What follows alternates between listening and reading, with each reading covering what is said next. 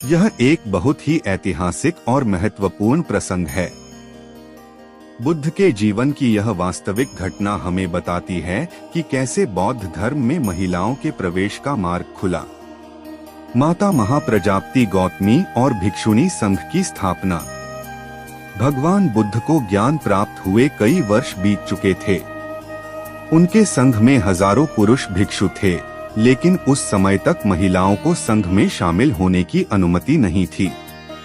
बुद्ध की सौतेली माता महाप्रजापति गौतमी, जिन्होंने बुद्ध का पालन पोषण किया था, के मन में अध्यात्म की गहरी तड़प थी। जब बुद्ध के पिता राजा शुद्धोधन की मृत्यु हो गई, तो गौतमी ने निर्णय लिया कि वह भी संन्यास लेंगी। कठिन परीक्षा। गौतमी बुद्ध के पास गईं और उनसे प्रार्थना की, हे बुद्ध, मुझे और अन्य महिलाओं को भी अपने संघ में शरण दें। हमें भी भिक्षुणी बनने की अनुमति प्रदान करें।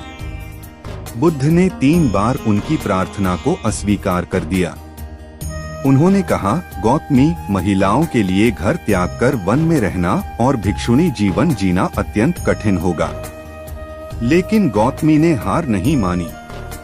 उन्होंने अपने राजसी वस्त्र त्याग दिए, सिर मुंडवा लिया और पीले वस्त्र धारण किए।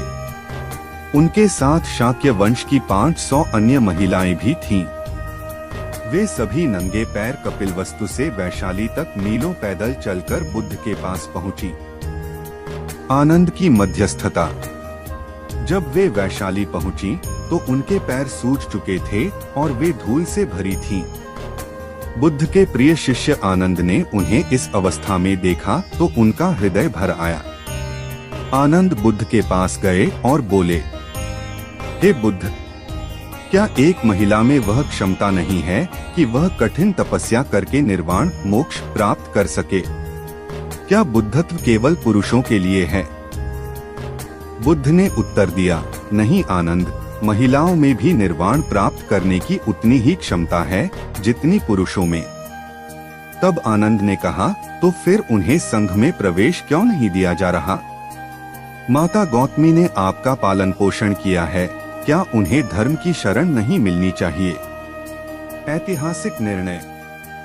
बुद्ध ने आनंद के तर्कों और महिलाओं के दृढ़ निश्चय को देखते हुए अंततः अनुमति दे दी। बुद्ध ने कहा, स्त्री और पुरुष के बीच आध्यात्मिक क्षमता में कोई भेद नहीं है। यदि कोई महिला अनुशासन और धर्म के मार्ग पर चलने को तैयार है, तो वह भिक्षुणी बन सकती है। इस प्रकार महाप्रजापति गौतमी बौद्ध संघ की पहली भिक्षुणी बनी। इसके बाद यशोधरा, बुद्ध की पत्नी, और अन्य कई महिलाओं ने संघ में प्रवेश किया और थेरी गाथा जैसे महान ग्रंथों की रचना की। इस कहानी का मुख्य उपदेश, दृढ़ संकल्प। यदि लक्ष्य नेक हो और इरादा पक्का, तो सबसे कठिन द्वार भी खुल जाते हैं।